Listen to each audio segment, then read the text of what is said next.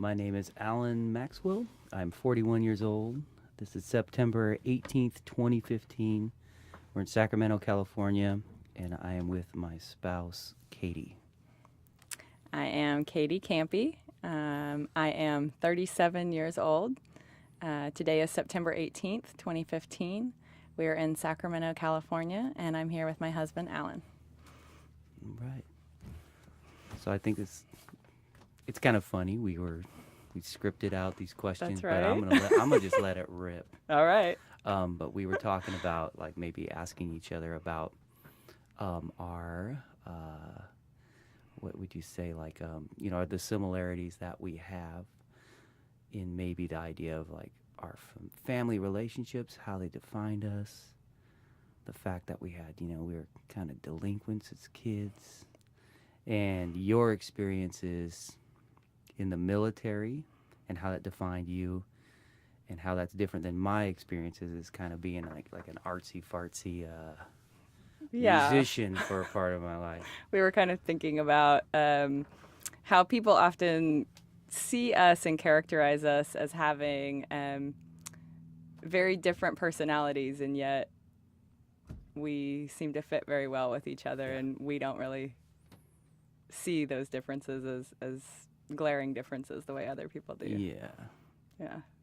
And this goes to our, when we first met each other, we started talking, we had this connection about background. So I was going to ask you, how would you describe your family's background, particularly your religious background with your family? Well, first of all, I have to say that my family has a interesting background in that we are carny people. As my grandmother would tell us to tell people, we're popcorn people. And so that's one little aspect of it. But my mother and my father were both very, very religious. And in fact, what you and I sort of bonded over on our first date together was that we both had parents that were a part of the satanic panic of the 1980s. And they're both, both sets were Christian, and didn't let us do certain things. We had heavy restrictions. Like in my family, I wasn't allowed to watch He-Man, She-Ra, the Smurfs, the Care Bears, because there was thought that there was sort of satanic ideas that could pass to me if I watched those cartoons. As a so you're carny. Yes. So you're carny and you're not allowed to watch He-Man and She-Ra and Smurfs. Exactly. I imagine that the carnival would have like lots of stuffed He-Man or shady stuffed characters maybe, also. well, I was thinking like maybe the prizes that you get are usually like you could probably win a Smurf. Okay. But I'm wondering, Yeah. Christian carny. Tell me about being a Christian. A lot of carny. carnies are Christians, first of all. I should have suspected. Yeah. A lot of people are kind of turning their life around from something maybe that wasn't a positive experience, and have found a savior in Christianity. And so a lot of them are carnies. Are Christians. A lot of carnies are Christians. But yeah, my mom, we had the Jesus band. My mom made us all little orange vests, and we would march around the Midway and sing songs to entertain people. And it was sort of an everyday part of our life, singing religious songs, which my mom wrote. My mom was a musician, and, she wrote lots of religious kid songs and just religious songs. So that was also a part of that life. Was this tolerated with the people, your mother's bosses, having a Jesus band? Her bosses were her in-laws. Okay. So my grandparents were the ones who owned the show that we would be with. So. What is carny people? Carnival. Carnival people. So people who travel, like your state fairs. So the people who bring the games and the rides are the carnival people, or carnies. Yeah. So how about, I want to hear about your family's religious background and how it is that you and I have this connection. we connected with the. I was also heavily restricted. Well, I guess I shouldn't say heavily, but we were talking about the satanic panic of the 80s, and I feel like that you had to experience the 80s and know that there was. It felt like, looking back at it, it was fairly.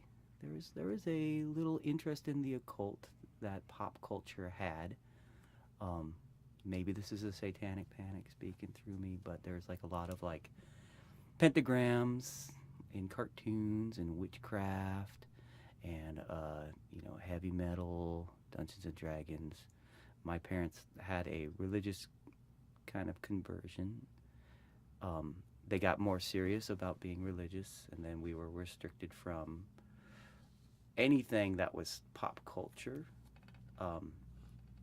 So anything that was really fun and cool. So heavy metal was out, Michael Jackson was out, breakdancing was out, and because it was all kind of the devil, and the devil was. So by out, you mean your parents did not want you engaging? They didn't want us listening engaging in to, it. They didn't want okay. us listening to it. We'd have to kind of sneak to watch a Michael Jackson video on MTV. We turned the channel really quickly if they came into the room and we were watching Michael Jackson or Van Halen on TV. And I think it's interesting because I love, to this day, I love Michael Jackson and I love Van Halen. Those are my main interests. Yeah, it's interesting that you mentioned Michael Jackson because my sisters and I had a Michael Jackson fan club that we had to hide. I believe it was Thriller that was out at the time, and it was a big no-no. What particularly for us to about watch Michael it. Jackson was not Christian? What was Thriller, that video and that song in particular, where I believe, don't his eyes turn red or something at Eyes the turn red. end of the video? That was a big deal to my parents too. Yes, yeah. Michael Jackson's eyes turning red. Yeah, I think it was put out to them in all of that literature that encompasses the satanic panic, right? It was a demonic possession. Right. And they felt that this was what those people wanted to happen to the listeners, to the kids, the impressionable Christian youth of America. Right. was to- So it sounds like you and I both sort of figured out ways to get around these restrictions. It maybe taught us how to be sneaky. How to be sneaky, maybe independence. Yeah, yeah. What were some of the other sneaky things that you did to Oh. stay away from Well, we were also not allowed to have sugar. And so I used to, at friends' houses, I would eat as much of like sugary items like Cocoa Puffs or something as possible whenever I was at their house. So watch every TV show or movie I wasn't supposed to, and also eat as much sugar as possible. Was that linked in your parents' eyes? Was Christianity, like the war against Christianity in their eyes, like kind of the satanic, I'd say pop culture and that kind of, and sugar and the lifestyle, was it all linked? Yes. So my parents were hippies and met while my mom was hitchhiking. She had lived on a commune and got a signal from God, and so she walked up from the commune to the main road, and my dad and his best friend were driving from Florida out to the Haight, to go out to the Haight and hang out, and picked up my mom and her best friend Julie, who became my Aunt Julie. And so to them, they lived in the Haight. They believed in this hippie ethos of everything you do in your life affects every other part of your life and other people's lives. And so, yes, being, drawing on that idea in Christianity of your body as a temple, well then, if sugar is bad, then, right, you're doing something bad to the temple if you are taking it in, So yes, definitely there was, all of it was tied in together, that you were supposed to live this, their idea of the Christian lifestyle encompassed what you ate, and how did you get that food also? Did you grow the food yourself? All of these kinds of things. Did they Yeah. combine the hippie life? Were they kind of combining a kind of hippie Oh, and yes. That's something that's very interesting between you and I, is because both of our parents were Christian, but my time in churches was in either non-denominational or Pentecostal churches, or someone's garage where there was a, quote, church meeting that was happening, and there was loud rock music and dancing and praying in tongues and laying on of hands and healing and things like that, which so yes, it very much was a particular brand of Christianity, I guess, you could say, which I think is in contrast to what it was in your house. Yeah. What would you say? our house was very my parents didn't like hippies. They Yeah. they were very much, I asked my dad, what do you tell me about the hippies? You lived through the 60s. And he'd say, well, the 60s sucked. They were terrible. And so they had a background that was very, I would almost call it, for me, I would imagine it's very, very normal. My father was a football coach and a wrestling coach. My mother is a school teacher. We went to the Catholic church. We went to the same Catholic church for years and years and years. Almost my entire life, we're in the same church. So there's a real sense of normalcy, and very, very stable as far as it's the same place over and over again. And the tradition of the Catholic Church was important to them, that you kind of continue doing these things over and over again, and then you pass it on down. And the idea of hippies breaking with tradition didn't sit right with them. I think that even in college, my parents were kind of, my dad was an athlete, they were in sororities and fraternities, which may seem like a break from kind of, I'd say, Christian values, but I think it's kind of like more kind of a normal, it was kind of an expected sort of, Yeah, very, very traditional. expected sort Yeah. of breaking away from things. Yeah, yeah. But we went to church every Sunday. I went to church at school too. So church was constantly in my life. It was very, very important. Do you remember the first time you gave a confession? Yeah, I do. You have first confession. We even have classes for it. So it was 4th grade. 2nd grade is first communion. It's a big deal. You have a big party for you, and you kind of get to go with the whole class, and you have your first communion. And then first confession is kind of the lesser. It's kind of the lesser one. You get that. It's kind of a second tier Catholic holiday, or kind of like rite of passage. So the first confession, we prepared for it in 4th grade, and I eventually went in to talk to the Father, and I don't even know what my sins were that I confessed. But the thing that is very embarrassing, which probably means it will be, if embarrassing means it might be somewhat interesting, is that I felt I was having a religious experience during this time. So I felt very, I felt very religious. And I went, and you're supposed to go and do your penance. What is penance? Penance is where you do, the priest, you go and you step into the confessional. You kneel down on this, on a kind of pillow, and that pillow is attached to an electronic device that lets the priest know in the other room that you're there. And they speak through you through a screen. You tell your sins, and then the priest tells you that you have a penance, which is do a couple of Hail Marys and Our Father or two.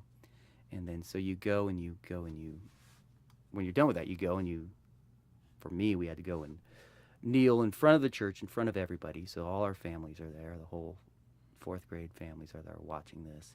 We kneel in front of this statue that's at St. Isidore's Catholic School, and it's a statue of Mary, and you give your penance.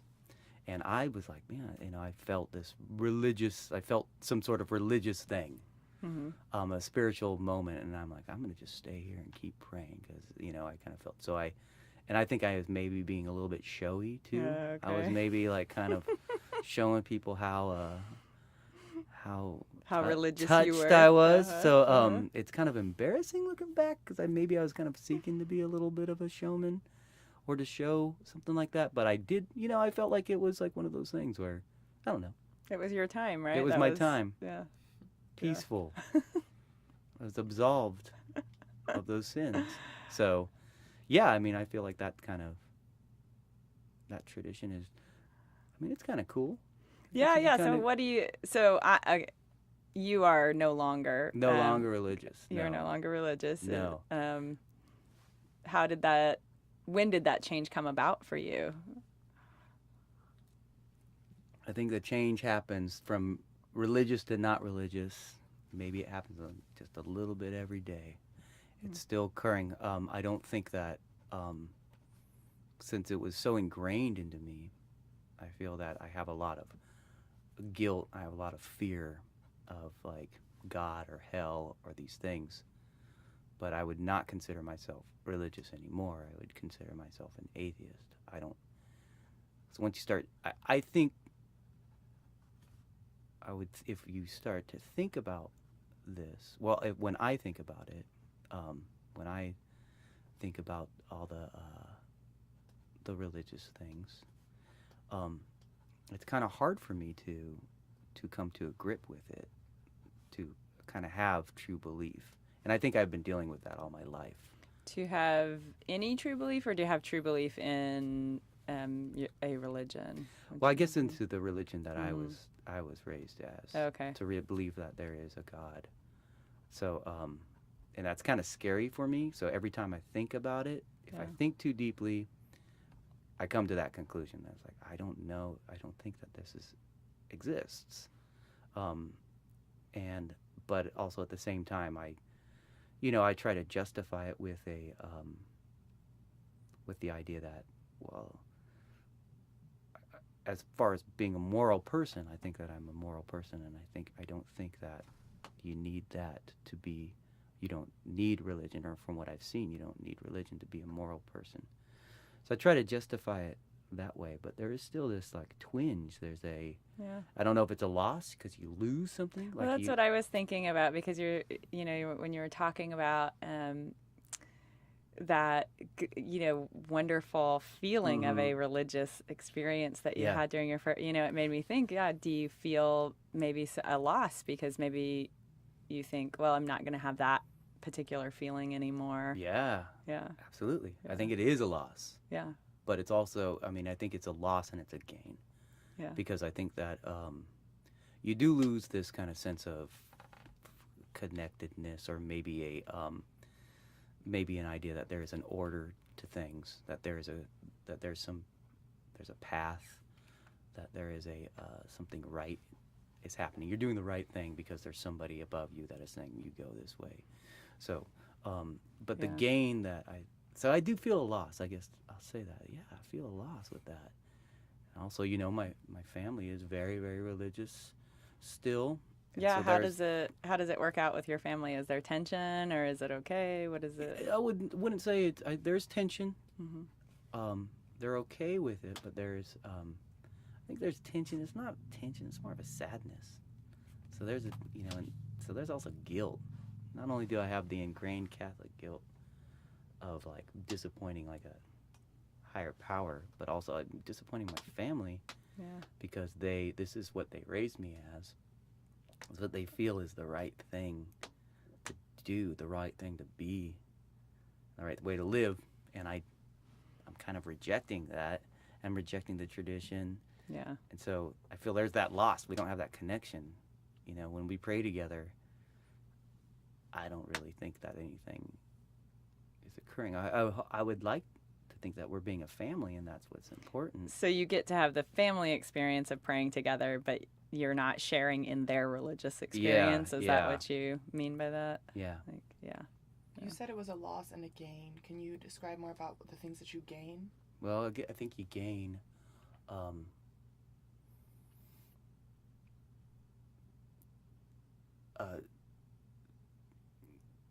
I guess it's a way of thinking, because I think that, and I feel bad saying this, but I feel that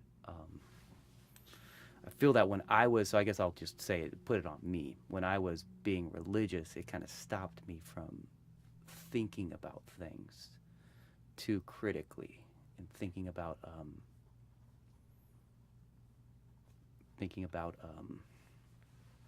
the nature of the world, or kind of philosophical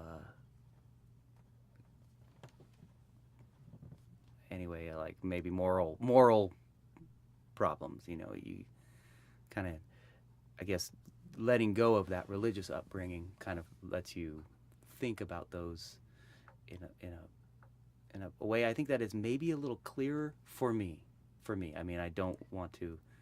I'm sure if Yeah, I think one of those major philosophers who are, I wouldn't want to ever go head to head with one of them. Right, but maybe so for you, maybe the gain is a sense of feeling that you are achieving an intellectual ability that maybe you weren't getting when you had yourself in a religion. Yeah, is that kind of what you're? Absolutely, and I feel like it's an ownership. It feels like I own my morality now.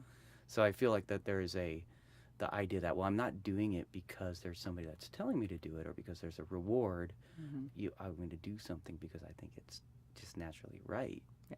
So I think that's the gain. And it makes me feel bad saying that, because it sounds a little, I don't know, it sounds a little You're just talking about the gain for uppity. yourself. Yeah. I don't think we have to put it on other people necessarily. Yeah, it's true. Yeah. So. Yeah. It gives me, it's a shaky thing. It makes me feel uncomfortable even to think this way, but I can't help thinking that way. If you think about it, that's how I think about it. All right. Yeah, and maybe that is one of the things where you and I really do differ.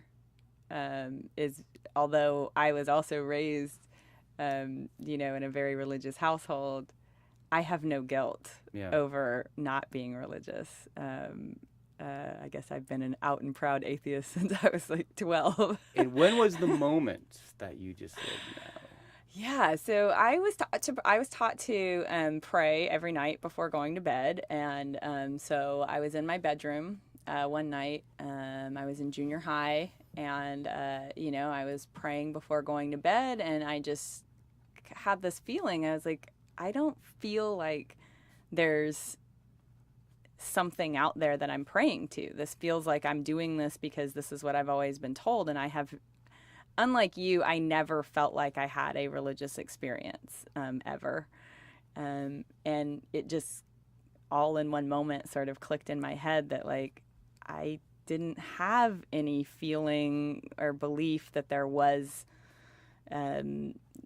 anything not natural to the world, basically, I guess, And so I just stopped praying at night.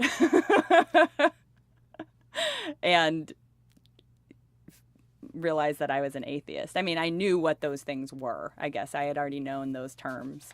And so I realized that I was an atheist. So you don't think there wasn't a point where you said, I was religious one day, and then bang, I thought about it, and I'm not that way. You feel like you were, what did you say? You feel like you're always that way? I just never had that experience that you're talking about of feeling as if there was higher beings or spirits or any of the things that I had been taught were there.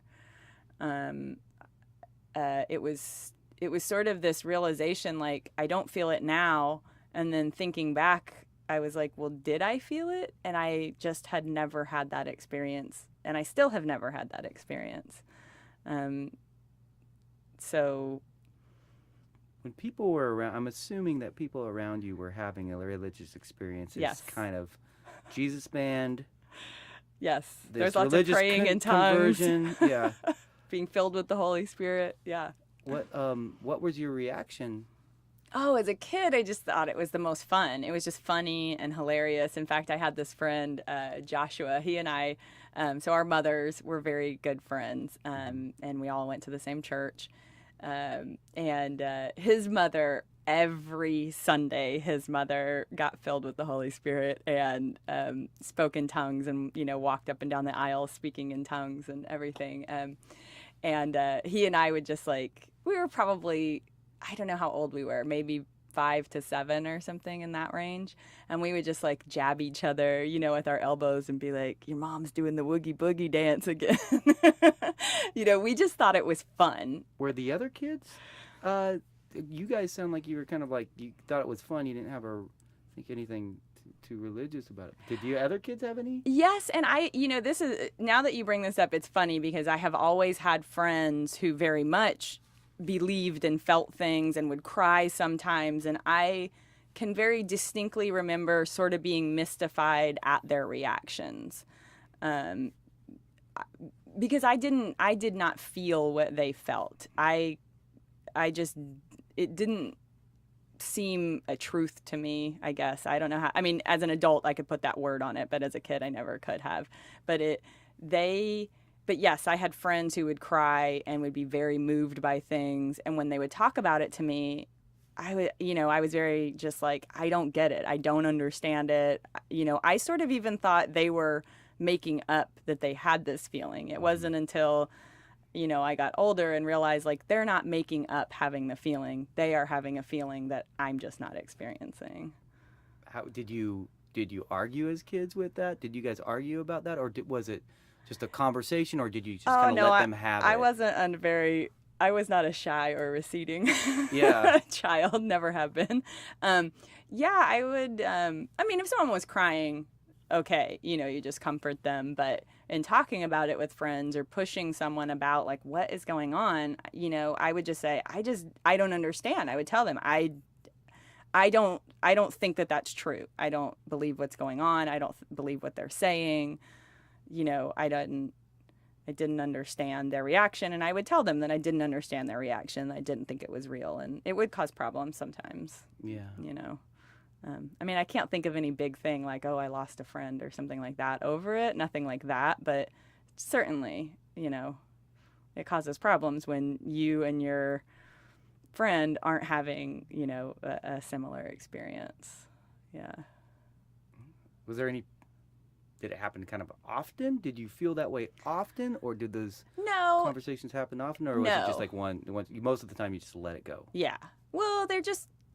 I don't know. My friends and I weren't having lots of religious conversations. I guess I should say that. I think when you and I have talked, you and your friends have had many more religious conversations. I did not have a lot of religious conversations with people until, I became an atheist at 12, right? So that's really more in your teenage years when you're having those types of conversations. So by the time I was having those conversations with someone, I was already obstinate. I'm an atheist. I don't think any of this is, real. When did you announce that to your parents or your siblings, and what was their reaction? I think I just told my mom one day. I don't even exactly remember. She, like I said, my mom is a hippie, and so she's very religious, and she just believes that it is the truth, period, and that everyone will come to the truth, and that there isn't some need to get people to the truth, that they'll come to it. And so there wasn't a problem. I was also taught not to believe in evolution, and I told my mom I believed in evolution. She's pretty open-minded when it comes to that sort of thing, letting people have their own ideas about things. So she'll let people have their own ideas, but not if it's evolution? Oh, well, where does she draw the line? No, she taught us. She didn't tell me that I had to not believe in evolution. Okay. She would just say that it was something evil scientists were making up, that Satan was working through them. But if I told her I believed in it, then I did, So, so I guess I would say, like, my experience in your family is with this type of thing, like religion. Your mother wants us to pray before we have meals, and your mother will sometimes make comments about wishing that all her children were going to be in heaven with her, or things like that, right? Where I feel like in your family, maybe there's a little bit of pressure that everyone needs to believe. Yeah. In my family, there is that idea that everyone needs to believe, and they want everyone to believe, but they're not going to do it in that way. Yeah. They're just going to assume you do believe and start talking to you about Christ. So they're even maybe a little bit ruder about it than the way your family does it. Yours is a little more subtle. I would say. Got it. Yeah.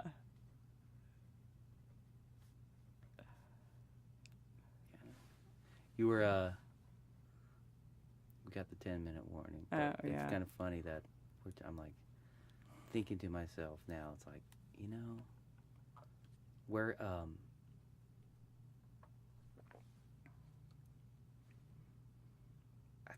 it's like,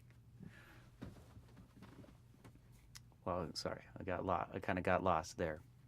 But you made you kind of made a major break with your family then with that. Yes. Are there any other major breaks you made with your family? Was that kind of the big one? Or were you defining yourself at that point? Probably, yeah. I mean, I would have to say that first of all, my family is broken in many ways. My mom broke off from her family and kept us away from most of our other family by the time I was in elementary school. Mm-hmm. Like probably about third or fourth grade was the last time that I saw people in my family until I was in junior high. I saw them once again, and then not again until I was an adult. So there have been lots of breaks. And so breaking away sort of from my family in a way is just continuity, actually, or stability in my life, which I know to you seems like big breaks, but to me is more like this is just how my life has always been. And the way that family to me is separating yourself from people and doing your own thing and then coming back to them again, and then like these periods of separation. But yes, I joined the military, and so I was away from my family for 4 years. Had your mom as a hippie, how'd you feel about you being in the military? Well, by that time, she's okay with those sorts of things. So she, through these very fundamentalist Christian churches, has changed her views, let's say, on a lot of these types of things. And she's probably actually more militant than I am. I mean, about war now, I would say. At that time, even? At that time, I don't know. I never asked her, but I will say this: her family was all military, so I don't think to her it was all that. She very much felt like the Vietnam War was a horrifying thing that happened, but I think by the time I was in the military, she had kind of come around to the idea that the Vietnam War was an aberration in America's war history, for lack of a better way to put it, rather than all war being bad. Yeah. So she, okay. Yeah. All right. Yeah. She's all right with it. She's good with it. Oh, she was so proud of me. Okay. Yes. No one in my family had any negative thing except for my sister Esther. She did not want me to go in. You know, I mean, I'm her baby sister, and she was just terrified to think that, you know, her baby sister was going into the military. I mean, yeah. So we had just had, you know, our first Gulf War, right? I went in between the Gulf Wars, and so, you know, she was the only person who expressed any, like, don't do this kind of thing to me. Yeah. What was she mostly afraid of? Me getting hurt or killed. Okay. Yeah. I remember, in fact, distinctly, so I was a medic in the Army, and when I was going through the training, we watched videos, actually from the first Gulf War, of people getting hurt in combat and things like that. They wanted us to see, you know, like what it would be like in, you know, these casualty situations and things like that. And one of the videos that they showed us was of this journalist who, he was wearing a helmet and it protected him, but the bullet still caused some damage. In fact, he had major swelling in his skull, and his eye, one of his eyes was popped out. And my sister Esther at the time was a journalist, and like as soon as they finished with that training class, I went and called her from a payphone, and I was like, "Don't you ever go to a war zone." And she was like, "You're calling me from the Army to tell me not to go to a war zone ever." She's like, "You can't tell me something like that." She's like, "You shouldn't be there either." So that is, she's probably the only person that ever expressed any like negative feeling to me about it. Yeah, definitely. How does she feel about you? How does she feel about it now that you're done? Do you think that glad that I'm done? Yeah, glad that you're done. Yeah. I mean, you know, she was always proud of me and supported me, and you know, all of those kinds of things. But you know, you're an older sibling. Yeah. How would you feel if one of your younger siblings was? Yeah. Exactly. I would never want them to go. My older sibling, Mark could go. Oldest, he's there. He's fine. Probably deserves to go. But yeah, no way. Absolutely. That must have been horrifying. I could only imagine. But yeah, it's just interesting. This is I mean, all these people are constantly like, "Thank you for your service. Thank you for your service." You know, all my family, "Thank you for your service." You know, you get all this like kind of attention from being a military person, and it's kind of, you know, and I wonder if that's, you know, that's cool. That's cool. Yeah, part of it's Does really it ever make fun. you feel a little, what's the other part? Oh, yes. Sometimes it makes me feel very weird and uneasy.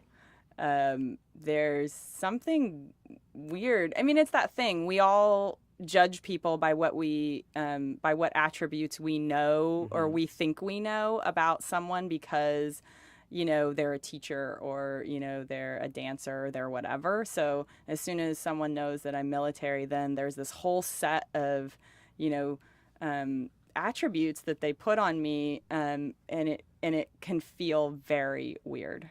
Are those attributes, is it because you don't like to be defined? That's right. Yes, it's my oppositional What, defiance. it's your opposite. What is it? What about a military? How would you define yourself as not a military veteran? What attributes would people no. put to you on you that you don't think that you would may be uncomfortable with? Rigid, Republican, warmongering, killer, you know, these ideas, or equally like hero, you know, noble, you know, all of these kinds of things, when all of us that were in the military, at least as enlisted, know we were all getting away from something, basically. I mean, I even had a talk one night with there were 10 or 15 of us sitting around, and I was like, let's go around the room and say why each of us got in, you know, and it was every last one of us had something broken in our lives or we needed out of situations. Mm-hmm. Most of us grew up very poor and just needed a way to, you know, get out of that cycle of being poor in families, and the military is one of those ways. And so when people put this idea of like, you're noble, you're this, you're that, it feels weird. Yeah. So is that our 1 minute? That's our 1 minute. All right. Well, I want to tell you, Allen, that I love you and thank you so much I love you for too. doing this interview. I think this will be aired. This to our speaker or to our listeners out there. This has been great. We'll catch you next time.